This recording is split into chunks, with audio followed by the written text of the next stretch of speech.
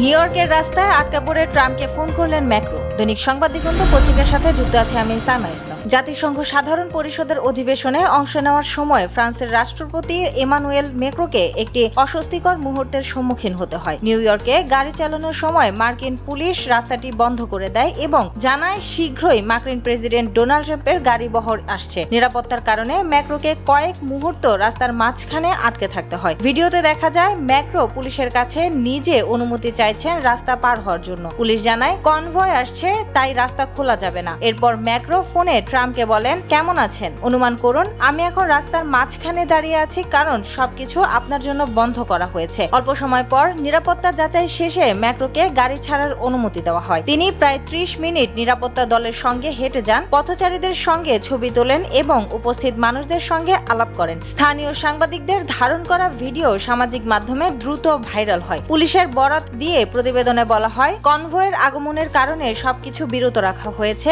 এবং নিরাপত্তা জোরদার করা হয়েছে। এই ঘটনা স্থানীয় ও আন্তর্জাতিক গণমাধ্যমে এক অস্বাভাবিক ও মানবিক মুহূর্ত হিসেবে প্রচারিত হয়েছে, যেখানে দুই দেশের রাষ্ট্রপ্রধানের যোগাযোগ এবং নিরাপত্তা ব্যবস্থার চিত্র ফুটে উঠেছে।